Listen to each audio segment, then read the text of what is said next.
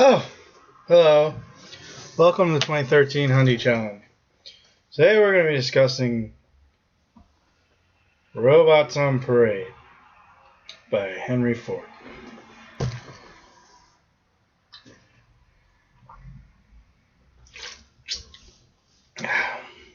Dee doo dee doo doo dee doo doo doo dee doo dee doo doo dee doo dee doo doo dee doo doo doo dee doo dee doo doo. So if you're wondering why I'm drinking, it's not because I'm just fucking around. I got furloughed today. So I got to sit at home and listen to the parades end. Let me tell you something about this fucking book. I listened to this book for 36 hours of my life.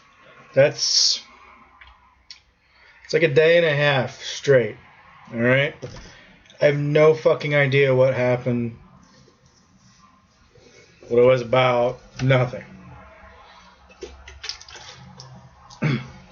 So, this was Ford for the second. First was The Good Soldier. Now, normally, I read a war book, and I think, hey, it's about war. How can it be boring? War isn't boring. War is exciting. Look at The Naked and the Dead. Look at all the Catch-22. Look at all the other books. They were all exciting.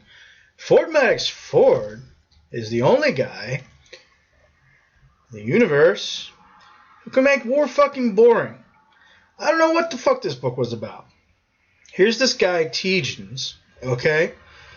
And it's something to do with, there's this disconnect, right?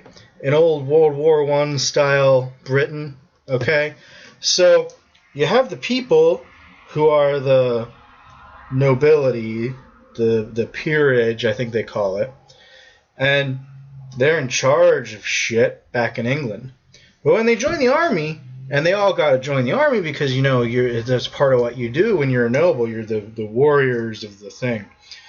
So when they join the army, suddenly it's different. Because, like, just because you're a lieutenant, you know, doesn't mean you're not like a duke or something. Which I don't understand. But I'm also not 100 years old and English, so I don't know. Maybe it was just, like, totally straightforward to them. So there's this guy, Tegens, who's basically, like, the high fucking mucky-muck guy. Like, he talked about, oh, well, if the army doesn't pan out, maybe I'll be prime minister. I don't know. I'm in charge. And so Tegens joins the army, and his boss is this General Campion, who's like his godfather, but also he's like socially inferior to the guy. So there's this whole kind of this disconnect because his boss, according to the, you know, man, is also like his inferior according to like society. And then there's a whole bunch of stuff about he was getting divorced, and I gather that, you know, because of England and the Church of England, like, getting divorced, it's, like, frowned upon, but if you're a noble, it's just, like, part of life, like, sometimes you're going to get divorced. So anyway, Tegens has a mistress, I think, I don't know.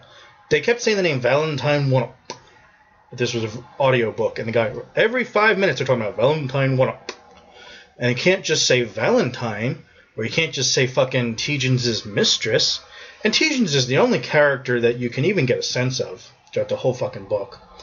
But anyway, I don't know. He, like, doesn't get divorced, or does, or something, and he's sleeping with Valentine. I don't fucking know. This was the most boring fucking book. You know what? That's not true. The Good Soldier was much worse. Because that was entirely in like an Italian spa or whatever. It was just sort of like suggested that there was some stuff that went on. So to be fair, there was some like interesting stuff in this book out of the 36 hours of which I listened. And whatever it was, 900 pages or something, I think, written. There was some interesting stuff about how, like, you know, Tegens is this great commander, but he's not living up to his, like, social obligations and stuff. Like, as an officer, he's obliged to be a dick to the enlisted men. But as an officer, he sort of understands that you're not supposed to be a dick to the enlisted men. So that was kind of a thing that was going on. And it was basically like the whole book was like people shitting on Tietjens because, like, I don't know, he was rich and powerful. And I guess the book was sort of about how there's this whole problem of having the peerage and putting them in charge when they don't really know necessarily what they're doing. And sometimes they get appointments because of who they are and not the, merit system. There was some stuff, too, about how the British weren't taking care of their, I guess they weren't called colonies. They made a big point that you weren't supposed to call them colonies. The Commonwealth or something. The Dominions. That's what they said. They said you weren't supposed to call them our colonial troops. You're supposed to call them the Dominion troops. And so there was this kind of this conflict between the modern world and the old-timey world. But overall, if it was me talking to you, which it is, I guess you're soliciting my opinion. I don't know, you got nothing better to do with your day. Don't fucking waste your time on it. I'm not impressed with Ford Maddox Ford. I don't get it. He's got this same problem as Henry James, of being a British writer who is somehow capable of using the English language in such an obfuscating way that you have no idea what the fuck he's talking about. And that's even taking into account, first one I read, and it was so fucking obfuscated I didn't understand.